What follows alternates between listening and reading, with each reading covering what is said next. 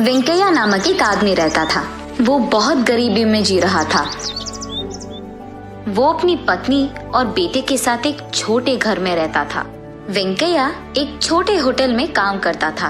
वेंकैया का मालिक रंगैया, जो हर रोज की कुली उसे देता था, वो वेंकैया को बिल्कुल काफी नहीं था। इसी कारण वो तीनों अच्छा खाना खाकर बहुत दिन हो गए थे। वेंकैया की पत्नी कमला भी जब भी उसको वक्त मिलता था, उस गांव के कुछ घरों में साफ सफाई करना, बर्तन साफ करना जैसे काम करती थी। लेकिन वो पैसे भी उनके लिए काफी नहीं थे।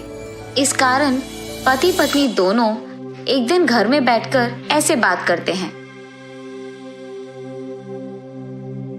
हाँ, जो भी पैसे कमा रहे हैं उसी दिन खत्म हो जा रहे हैं। ऐसे ही चलता रहा तो हम हमारे बच्चे को कैसे पढ़ाएंगे? मुझे कुछ समझ में नहीं आ रहा है जी। मुझे भी पता नहीं कमला कि हमारी जिंदगी कब बदलेगी, कि हम अपने खुद के घर में आराम से कब सोएंगे। वो दिन कब आएगा? वरना आप ऐसी छोटी मोटी काम नहीं, कुछ बड़ा देख लीजिए ना, ऐसा कुछ जो हमें ज्यादा पैसे दे। ये सुनकर वेंकैया, ठीक है कमला, कल सुबह जाकर मैं कोई दूसरा नया काम ढूंढूंगा, ऐसे कहता है।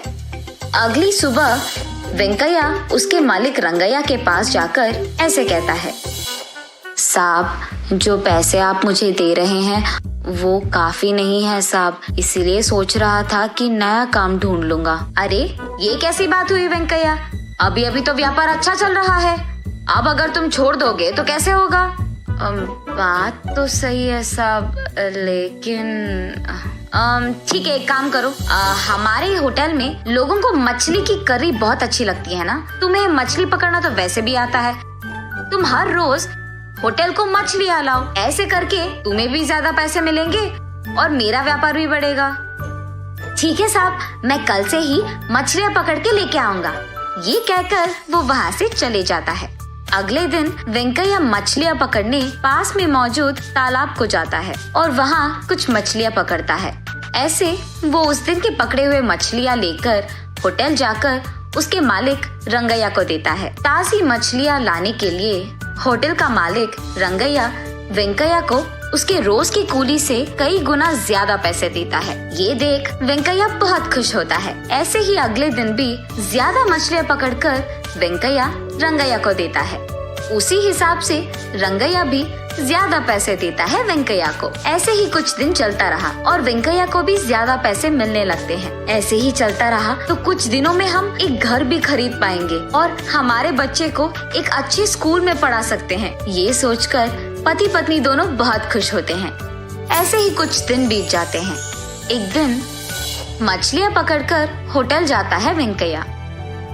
वेंकैया, व्यापार ठीक नहीं चल रहा है, कल से मैं तुम्हारे पास मछलियाँ नहीं खरीद पाऊंगा और आज भी इतने सारे मछलियाँ मैं नहीं खरीद पाऊंगा, इसलिए थोड़े ही खरीदूंगा और उनके पैसे दे दूंगा। ये कहकर कुछ ही मछलियाँ लेकर उनके ही पैसे देता है रंगैया। उसके बाद बाकी मछलियों को हाथ में लेकर वेंकैया ऐसे सोचता है, अरे रे, अभी अभी तो मैंने सोचा कि पैसे हाथ में आ रहे हैं और ऐसे हो गया।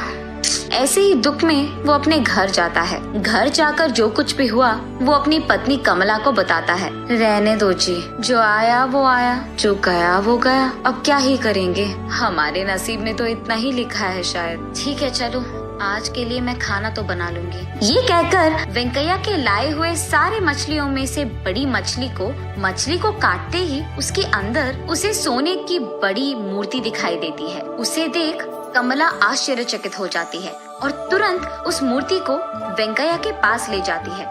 उस मूर्ति को देख वेंकैया, अरे बाप रे, ये तो शुद्ध और स्वच्छ सोने से बना है, इसे बेचेंगे तो हमें बहुत पैसे मिलेंगे, ऐसे कहता है। हाँ जी, बात तो सही है, मुझे लगता है कि हमें नसीब इस रूप में आया है। वो कहते हैं ना कि भगवान जब एक दरवाजा बंद कर देता है तो दूसरी तरफ एक और खोल देता है, ऐसे कहती है। अरे हाँ, बिल्कुल ठीक कह रही हो कमला। अगले दिन उस सोने की मूर्ति को लेकर सोने के दुकान जाता है वेंकैया। वहाँ का मालिक उस मूर्ति को जांचकर ऐसे कहता है, अरे ये तो बहुत पुराना मूर्ति है और इसका मूल्य बहुत ज्यादा है, अब तुम्हें देने के लिए मेरे पास उतने पैसे तो नहीं है। अरे रे, अब क्या करेंगे साहब? लेकिन मैं तुम्हें थोड़े थोड़े करके पैसे दे सकता हूँ, एक ही बार में तो नहीं दे सकता। मंजूर है वेंकैया?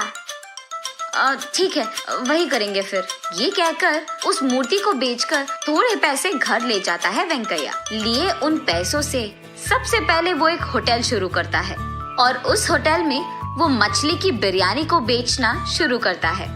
रंगैया के मछली की करी के अलावा उस गांव में किसी ने भी अब तक मछली की बिरयानी नहीं बनाई है, इसीलिए वेंकैया की होटल की बिरयानी एकदम बहुत प्रसिद्ध बन जाता है। इस कारण वो उसके होटल में कुछ लोगों को काम भी देता है और क्योंकि वेंकैया वेतन ज्यादा दे रहा था, ये सुनकर रंगैया के होटल में काम करने वाले लोग भी वेंकैया के होटल जाकर काम करने लगते हैं। ये सुनकर रंगैया वेंकैया के पास जाकर ऐसे कहता है, क्या वेंकैया, मेरे होटल में काम करने वाले लोगों को भी तुम्हारे होटल में काम करने के लिए लगा दिया तुमने? तुम्हारे वजह से मेरा व्यापार खराब हो गया है। तुम कूली का काम करते हुए मछलियाँ पकड़ते थे, एक बार में जब नसीब बदल गया तो अकड़ चढ़ गया दिमाग को। साहब, मैंने उनसे ये नहीं कहा कि आपके पास काम बंद करके मेरे पास काम करने आ जाए। उनको काम चाहिए था और मेरे पास काम था तो मैंने दिया, बस।